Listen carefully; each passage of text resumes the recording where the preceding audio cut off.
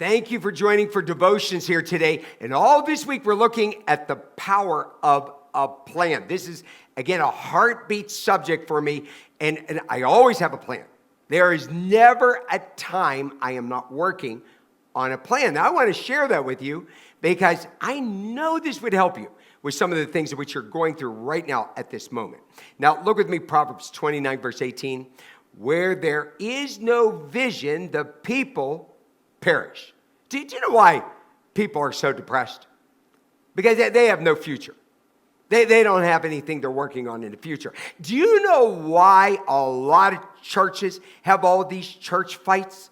I'm going to tell you, and I mean this, in mega years, I have had one church fight. That's it. And I'm going to tell you why. Because we're always working on something. The church is always working on something. We're always bringing people to Jesus. We're always working on that plan. When the church becomes a little country club and we just like having coffee and tea with each other and we're hanging out together, I mean, that's good. Okay, but we're not working on a plan for the future, then this definitely causes trouble. Now, have a clear vision where you want to go. So this is what I want you to do. Yesterday, I told you about putting a plan together. Let's say you're trying to lose some weight. Let's say you need to make some more money. Okay, remember, God will give you the desire of your heart if you pray. He'll show you what His will is. Okay, well, now you have to have a vision where you see it. So if you're trying to lose some weight, or guys, let's say you're trying to get your body back in shape. And I know some of you say, this is hopeless. Hey, listen, nothing's hopeless.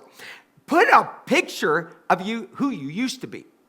Or maybe put a picture of yourself, who you want to be. That may be body type. This isn't sinful.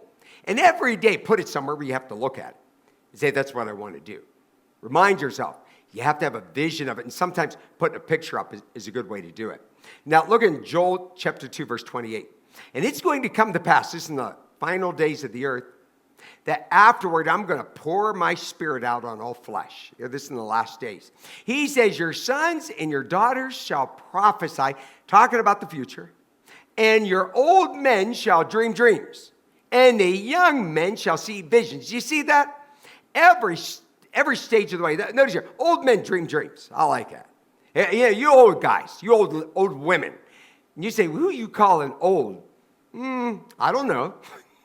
Some of you might be 80 years old, but you're not really old. And there are some of you, you're 40, and you're getting ancient in your brain. You always want to be dreaming dreams. You always want to be prophesying about the future. You always want to be living towards doing something for God, spiritual things. Everybody ought to have a ministry. My son told me, he's a doctor, and he told me, made up these little business cards.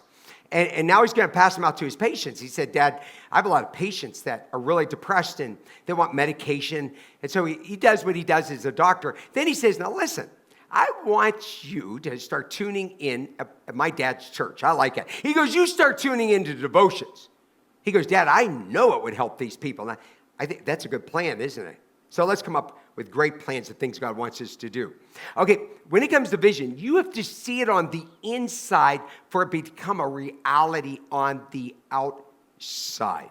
I'm really big into this. So I'll put pictures up or I'll close my eyes. Hey, you know one of the things I do? I practice dying. Okay, we've had like 4 people die this week, all right, that we've been dealing with. And so I'll practice myself. I'll see myself stepping out of my body and running to the kingdom and meeting my loved ones. Do you think I'm afraid of death? Oh, no. Why? Because I have visualized it. It'll help you overcome fear.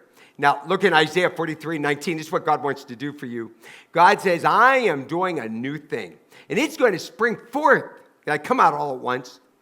Do you not perceive it? I'm going to make a way in the wilderness and rivers in the desert. I like that. God says, I'm going to do a whole brand new thing. Listen, most people do not plan to fail. Once again, but they fail to plan.